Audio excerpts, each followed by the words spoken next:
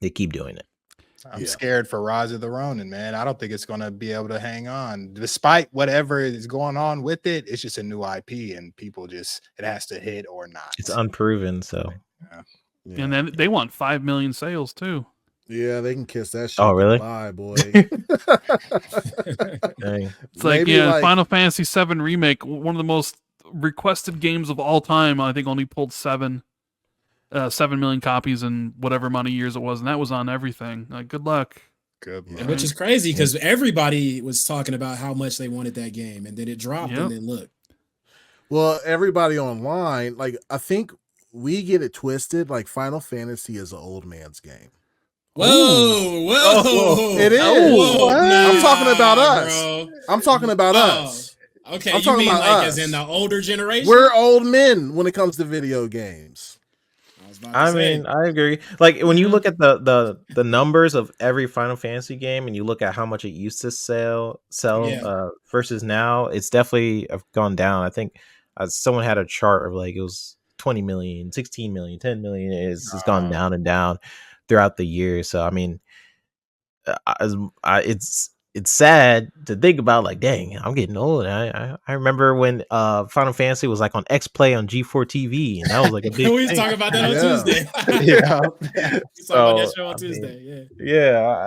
I think you're right, but I think them under 30s like don't give a fuck about under 30. I don't think they give a fuck about Final Fantasy, bro, at all. Yeah. I know 7 in particular, they probably don't give a fuck about. The 7 is for us for sure. Because if you never play 7, you're not hyped about the new one, really. Why? I mean, even 16. I think the franchise in general is an old man franchise. I think they switched to Kingdom Hearts, and that grasped the new generation. I like Kingdom Hearts too. Possibly, but it's interesting to see like Square Enix with Final Fantasy embrace exclusivity, and then Sega and Atlas with Persona embrace multi-platform stuff. Yeah, because it sort of seems like Persona's more fresh now.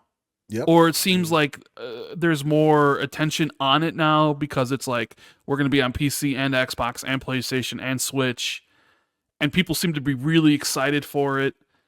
And with Final Fantasy, it just seems like they're suffering because of the exclusivity, where they can only be on. They can't even be on PC, for Christ's sake, right?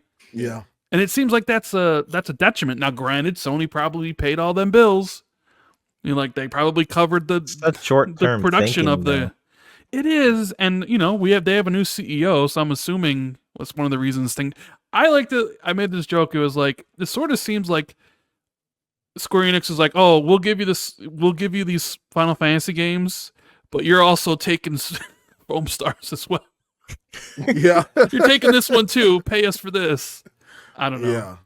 Yeah. It's just interesting because Final Fantasy was that game, and it transitioned from, being only on Nintendo to then being only on PlayStation to then being multi-platform to then being back to exclusive, and then here's Persona, which was only PlayStation, right? To now being like completely multi-platform and embracing everything. And it's like, okay, which strategy is the best one? I guess we'll see, I think with the budgets exploding over the past couple of years, like there's no choice but to be multi-platform, which is why I think Square will never sign another one of those deals again. Mm-hmm. Yeah. And Square, I mean, they're the kings of complaining that they're not making enough money and then restricting themselves.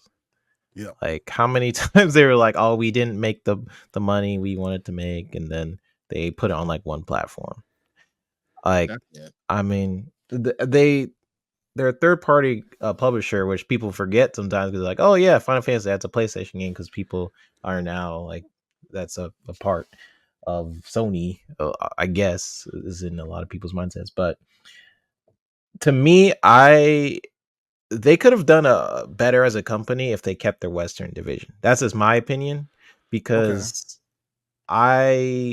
let's say you're not into Final Fantasy or any type of games like that. At least you had another set of audience that likes their Western games, like something like an Avengers or something, that they would only play those type of games, not necessarily Final Fantasy, who not really into the RPG mindset, like, oh, I won't play those, but I'll play something like that. And then they just sold all those studios for NFT nonsense. Wasn't that the reason? Like, like, yeah, I mean, but the real reason though is because they spent a pretty penny on the Marvel IP and Avengers bombed.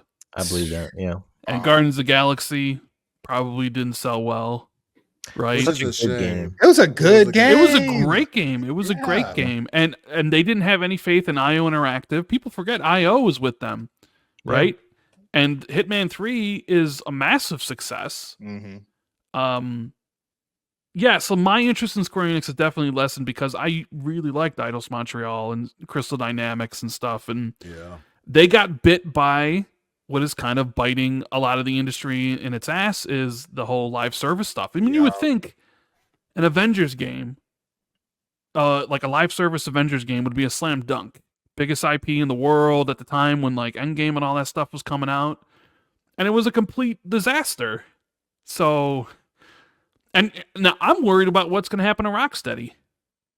Because we've seen those Suicide Squad numbers, and what was it? In Europe, it was like 33% behind Gotham Knights. Yep. It's like, whoo. And they took 9 years to make this game. Like, whoo. I'm worried about the creativity of Insomniac.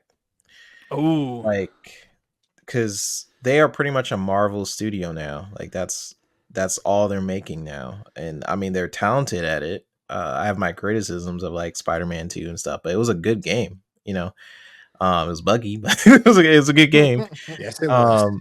But like when you get into that, to Torino's point, you get into these studios where they have to create certain types of games, and I feel like that's when I stopped liking either the studio, the game, or I don't know. And when you basically as a studio make a decision where I have to make live service games to survive. I know some of it is pivoting based on where the industry is headed, and then you have the other mindset where it's just like no, this is what people like. And then but the industry is ever changing. Sometimes people will develop like for Sony, for example, you'll build all these games as multiplayer live service base, and it finally comes out and they're like, oh, actually Battle Royale is back in town. And so I'm like, make the game that you want to make. At the end of the day, you never know what's gonna hit, because technically, like Power World, I mean, it's a survival game, which I don't think it was like bopping like that, right? You can't say like another survival game was like really bopping to the level of Power World, really, but they just came out and did something they loved. People were like, oh yeah, like Pokemon with guns, that sounds fun. And tried it. So that shit was booming. It was fun too. And they made that game for cheap too. I think it was like what, 55 people for $5 million or whatever it was. Yeah, cheap. Yep. It was cheap. They said they don't even know what to do with all the money. Like they're confused what to do, bro. Yeah, that's a good. It's the best problem to have. Yeah. What do we do with all this? It's kind of hilarious where you get Pal World and Helldivers come out. Nobody expects much of them. They both dominate. And then here's Skull and Bones and Suicide Squad, the big quadruple A games, and nobody wants them. Yep. You know, it's nuts. I mean, people talk about the $70 stuff, and I will say, sometimes when you want to buy a game and it's like, but you're not sure, that price point do be off-putting sometimes. $70 is crazy. Very off-putting. Yeah. Especially, and like if you want to get a new IP like Rise of the Ronin, you'd be looking at that and just like, $70. I don't know. The review, it's like, do I need to really? I could wait, like. Especially when there's other games coming out at the same time, too. Like, there's tons of stuff. And if you're into live service stuff, it's like, I can go play Fortnite for free and not spend anything and play hundreds and thousands of hours for free. Like, I played PUBG for 900 hours and didn't spend a single dime at all. Or I played 300 hours of Warzone and I didn't spend anything. Yeah. Right? Yeah, I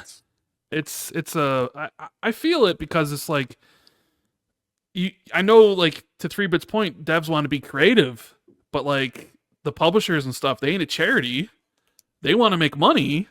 So it's like you have this like clash of artistic sensibilities mixed in with like cold hard business. And sometimes those don't jive. And the cold hard business is like, listen, we need to make something that's safe. We need to make something that's recognizable. We need to make this or that. But then the devs, but I want to do something crazy. I want to do something off the wall. But it's like, yeah, but that's not going to sell. And, you know, now that it's so expensive, we got to sell this for this much. It's tough out there. And who knows? Like, I have a feeling game prices are going to go up next gen. I wouldn't be surprised if next gen we're at $80 games. Right? Yeah. Like the Sony documents, they're like, what are ways we can make more money? And they were saying maybe we should increase the price from $80 to $100. That was in the Insomniac documents. I hope not. I mean, I know we joke about the GTA. Those kind of games, those kind of games will go by the way of cable. You remember when cable was getting ridiculous and there was just streaming services and people was just cutting the cord? That's exactly what would happen. You price out most of the gamers with $80 to $100 games or $100 games, right? Then like it's like, yeah, I'm just going to be on Game Pass, bro. Like you miss me with that. I'll buy that 1 or 2 game a year. But everything else is falling by the wayside. Game Pass, baby. I 1 or 2 games a year. Them are like real gifts now. It's like I need that as a gift. Not like, damn, I don't want to pay for that. That's crazy. Yeah. People buy like 2 games anyways, so it's like they'll buy Call of Duty every year and like Madden or FIFA or something like that, and those are their games. True. So if you're gonna price something like crazy and people only play those type of games, you kind of just lose that customer who would have been interested otherwise. True. So that's kind of how I look at it. Like when you constantly are increasing prices, but then I also think about on the other side because I like to think about things from multiple perspectives. So if people, they value subjective.